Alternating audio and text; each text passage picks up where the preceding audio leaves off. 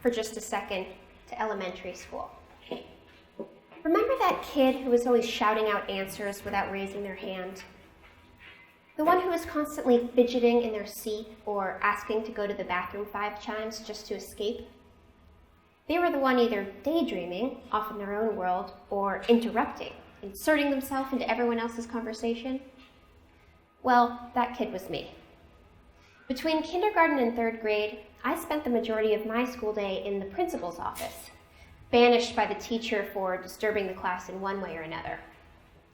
I was your classic ADHD kid, hyperactive, impulsive, inattentive, distracted by all things shiny, and overall, a bit of a pain in the ass. People had negative reactions to my inability to sit still and my desire to do 20 things at once, and I noticed those negative reactions. But due to the obliviousness that often accompanies ADHD, I didn't fully understand the connection between my behavior and everyone's frustration with me. Ronald Fairbairn, an influential psychoanalyst, said, "It is better to be a sinner in a world ruled by God than to live in a world ruled by the devil." I love this quote because I think it beautifully explains why children blame themselves when they have difficult or painful experiences. It feels safer to think of oneself as bad in a good world than it does to face the injustices and unpredictability of the world as it is. So the message that ran through my head as a kid when teachers and peers seemed so put off by me was that the way I interacted with people and with the world was wrong. Luckily, I had one teacher, we all called her Miss T, who had a different perspective. Rather than seeing me as obnoxious and unmotivated, Miss T saw me as someone who takes in information differently. Unlike most of my teachers, she liked me, and she empowered me to seek accommodations that would allow me to learn. She let me skip around in the lesson book, she encouraged me to draw while I listened, and if I got really impatient, she let me take a lap around the yard. Of course, it was helpful academically to be spending more time in the classroom than the office.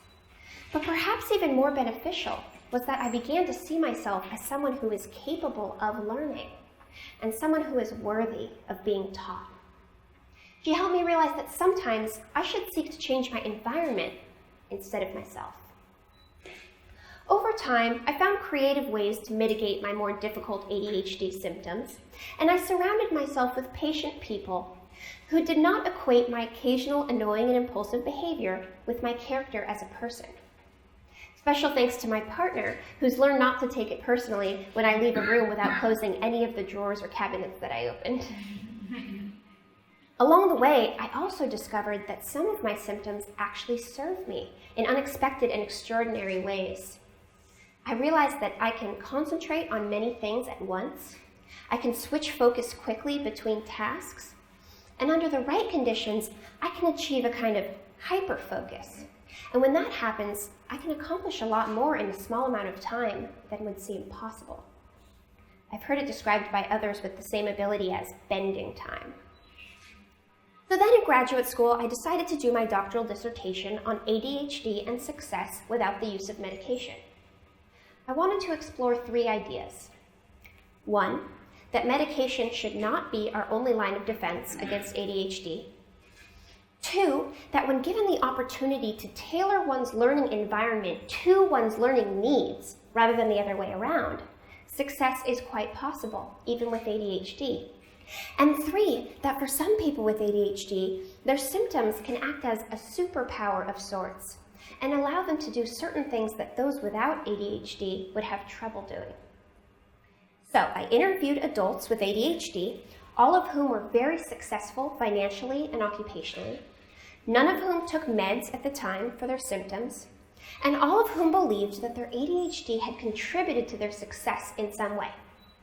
And I spoke with them about their struggles as children and adults, about the techniques they had used to deal with those struggles, about who had helped and supported them along the way, and about how they felt their ADHD had helped them succeed.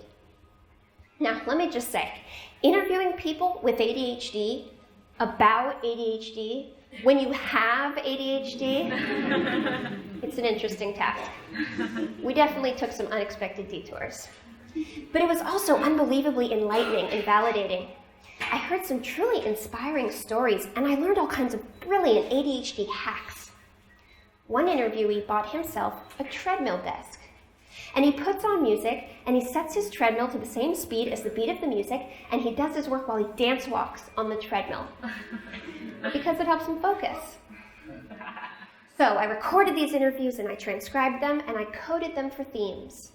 And what I found was that the common thread between all of these successful people with ADHD who don't take meds and who feel their ADHD help them succeed was that at some point they were given, or took for themselves, the space and encouragement to find environments that would be flexible to, or even celebratory of, their way of being in the world, rather than trying to force themselves into rigid systems that were not built with them in mind. One interviewee remembered at age 9 convincing her parents to let her watch TV while she did her homework, even though her older brother wasn't allowed to, because it helped her focus. Another interviewee told me about a time in high school when his teacher assigned the class to read a chapter per week out of Hamlet, and he went home and read the entire book. And he came back the next day and he said to the teacher, "Look, I read the whole book. Doing it a chapter at a time does not work for me." And so they spent 2 hours talking about the book, and they discussed the themes. He proved he read it. And for the rest of the semester, the teacher let him glue together a 3D model of the Globe Theater in the back of the classroom. The other thing I realized as I was coding these interviews was that the most painful and difficult parts of each person's story were not about dealing with the symptoms, but rather the feelings of badness and incompetence and loneliness and shame that they had about themselves. It seemed as though the stigmas they faced for not fitting into the traditional system were more harmful to them than the disorder itself, and that having support from parents and peers and partners to be themselves, to try different things, to figure themselves out, and then ask for what they need, having that support was more predictive of success than the elimination of their symptoms, because they learned to see themselves as unique rather than bad or broken. Which brings me to the title of this talk, The Trouble with Normal, My ADHD, the Zebra. By zebra, I mean two things. The first has to do with the old saying, a zebra can't change its stripes. Now, a zebra is a lot like a horse in most ways, except it has certain distinctions that give it an edge out in the wild.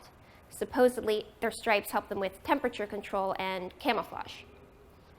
A zebra in a pack of horses is not necessarily going to fit in very well, but that doesn't mean it should rid itself of its stripes, nor could it if it wanted to.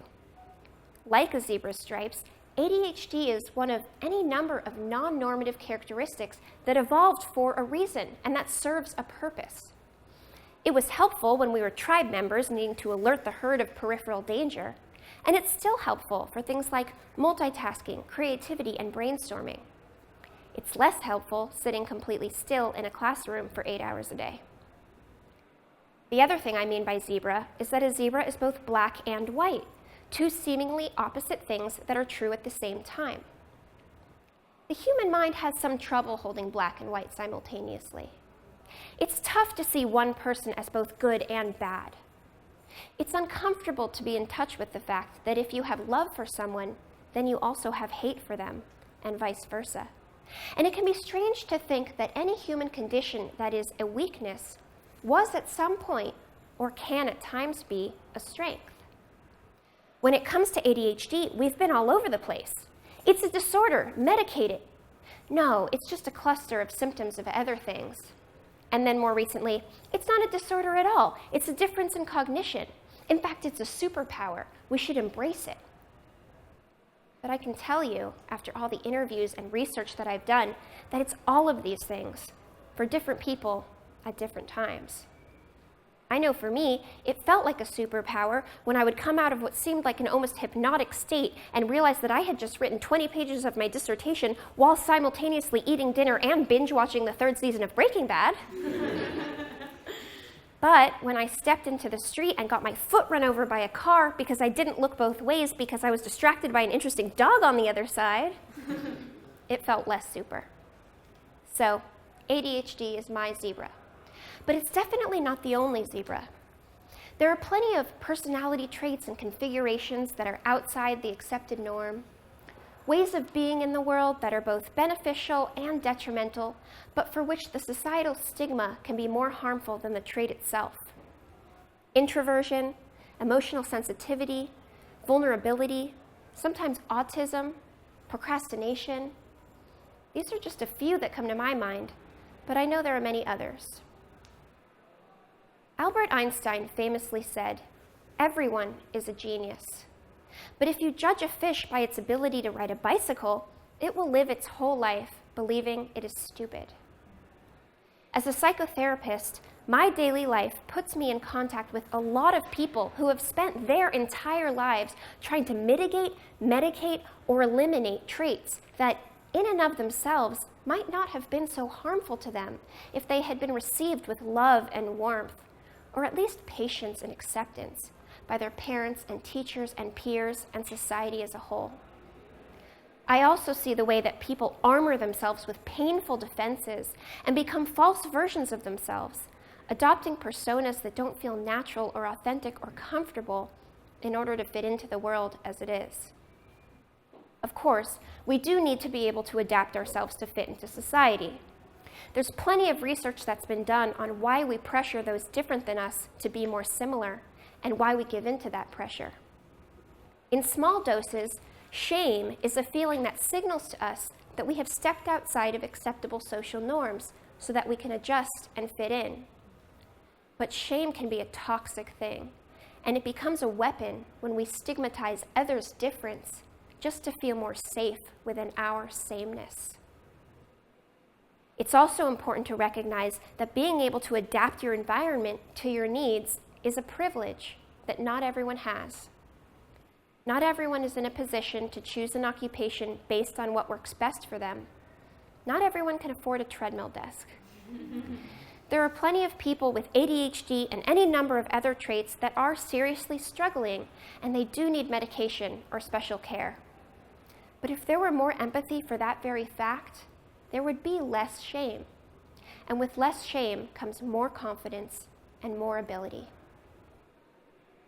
As the population increases exponentially and the landscape of what it means to be human changes and expands, it's unrealistic to think that any one of us, or any particular group of us, is in possession of the right way of being.